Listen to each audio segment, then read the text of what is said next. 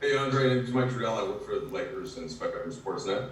It's nice to see you. Nice to see you as well, Mike. So, look at your career so far. You just had the 1 year with the All-Star Blake in 18-19, and I wondered kind of how you think that what your game, the parts of your game that mesh with LeBron and AD, how that can kind of bring out what you do, and then how what you do can bring out what they do, and how that can all fit together. For me, I'm just here to help in any capacity it may be in. I'm not here to do anything besides win. So I think playing with those guys are going to really benefit my game, be able to allow them to play their game and have a third person to, cause havoc in the paint. And then I want to ask you about the defensive side of the court, which has been an emphasis under Frank Vogel, certainly. And if you had some initial conversations with him, Andre, about how you fit in there, what parts of your game you think are going to fit into what they've been doing there, and how you think that can help your game as well? Yeah, speaking to Coach today, my defensive game is going to help this team out a lot with my quick feet, my quick hands, and able to, recover and play 1 through 5. So I think our defense is going to be really crazy when those guys come back, and I'm looking forward to it. Dan? Hey, Andre, Dan like you with the LA Times. When this opportunity came to you that you knew that you would get to pick your team, what were you looking for most, and why was it the Lakers? For me, I thought it was just the best fit. I think being here, I'm able to come in right away and impact this team defensively, just with my toughness on both sides of the court, but mainly defensively, just coming here to be the anchor for this team. Kyle? Hey, Andre, I'm Kyle Goon with the Orange County Register. There were reports that LeBron and AD were talking to you throughout your decision-making process. What were those communications like, and what impact were they telling you they felt you could make on this team? I made my decision based off what was best for me, not because of what anybody told me. Definitely talking to these teams and talking to guys about how I fit on the team was a fun process for me, and having that conversation with those two guys and what they were looking for from me was something I was willing and excited to do, especially for this franchise. If I could ask a follow-up, this is based on, salary cap things. This is pretty much going to be a 1-year experience for you with the Lakers. Does that, impact anything you think about your future, or was that something they had to think about in regards to choosing maybe another team? For me, I'm just focused on wearing this Lakers jersey right now. When the time comes for the next decision, we'll cross that bridge. But as of right now, my main focus is helping this team win as many games as possible. Bill? Hey, Andre. Bill Oram from The Athletic. Welcome. So far in your career, obviously you've been in the league for a number of years, a couple All-Star games. But obviously playoff success has kind of eluded you so far. Just what do you think it is going to be like to be kind of in a championship chase, and what has it been like to kind of be missing that so far in your career, and what are you looking forward to about that? For me personally, just having that playoff experience but not having success was something I was hungry for. I was hungry to get back in the playoffs again and really get a true experience of what it's like to, play on the biggest stage. So being here and being able to have the opportunity is truly a blessing, and I'm excited to take on this role. Dave?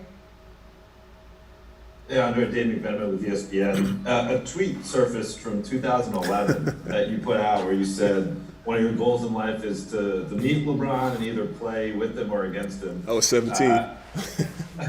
Are you familiar Yeah. with that tweet? And has that caused you to have any full circle life moments now that you're joining the Lakers? It's funny about that tweet because when it came out, I was actually sitting down with my best friend. He's like, "Yo, bro, I remember the day you tweeted this. Like, it was the day before I went to UConn." And just for it to come back full circle and have the opportunity to do it, it's just crazy how time works. Melissa? Hey, how you doing? How are you? Good. So when Draymond Green went Melissa, will you tell Andres and tell him what outlet you're from, please? Oh, sure. Sorry. Melissa Rowland from Fox Sports. Okay. When Draymond Green went viral a while ago for speaking out in support of you and what he viewed as double standard in the way players and teams are treated. What did that mean to you at the time, and what was that period like for you? This whole experience has been a crazy time for me, but definitely a blessing for me to have this time to really focus on myself and take this time to get myself prepared for the next opportunity, which is now. For Draymond to do that for me, a friend of mine, I've known Draymond for years, and for him to do that and go out and talk about that is really cool on his part, and I was definitely honored to, have guys support me during this situation. BT? What's up, Dre? X-Man from LA Times. You've been a starter your entire career, and obviously the Lakers have Montrezl Harrell and they have Marcus Gasol as the starting center. And discuss with Frank what your role would be with this team. Yeah, that discussion I've had with Frank already, with Coach Frank. I know what it is. He knows what it is. The team knows what it is. So I'm just here to help in whatever capacity it may be in. I'm not here to steal nobody's shine. I'm just here to help this team win as many games as possible. Alan? Hey Andre, welcome to LA. Alan Stewart with 710 ESPN. Thank you. Just want to get your thoughts. Of course, the long stretch for playing for a championship, but how important do you think your role can be in the immediate future with LeBron and AD out? And if you have an idea when you think you'll make your Lakers debut? Well, I just got here yesterday, so I'm still trying to figure all this stuff out right now. But, I think for me personally, I could have an immediate impact defensively for this team. So I'm looking forward to having the opportunity to step back on the court again. It's been almost a month and 10 plus days since I've last played. So you can imagine the hunger and excitement I have to play and step on the court. Let's see, we'll do a few more here. Johan? Hey Andre, Johan Buha from The Athletic. Wanted to ask you what you think about your fit with AD will be. And, he's obviously someone that you guys were drafted the same year, and you guys have kind of had similar journeys. Like, I'm curious what you see about your fit together. Great question. I think for me coming here, I think AD could slide to the 4 and play his true position and be very good at it without taking all the bumps and bruises that I do at the 5. So I'm looking forward to having that tandem with him and being on the same court as him. Mark Berman? Hey, Andre, Mark Berman here with Post. Mike, how are you? Berman, the Knicks actually need a center now. What kind of consideration did you give New York? All I know is that I'm here now in LA. I'm just here to win as many games as possible. I'm not really discussing that. Okay, I have a couple of follow-ups. Let's go, Mike Trudell. Hey, Andre, just want to ask you about KCP and Markieff Morris. I know you spent some time with them in Detroit, especially KCP, and if there's any of that continuity and comfortability that they can help your transition here? Yeah, having those two guys as ex-teammates in Detroit, Pope being somebody that was drafted in Detroit, and I was able to watch him grow as a player. Then Markieff, being on the same court as him a year ago, those guys are going to be able to help me out a lot and get me adjusted quickly. Okay, and the last 3 follow-ups, we're gonna go Dan, Bill, and Dave. We'll start off with Dan from all the time. Hey, Andre, can you kind of just take us through what the last month has been like, where you've been training, how you've been able to train, and kind of what the ramp-up process has been to getting on the court?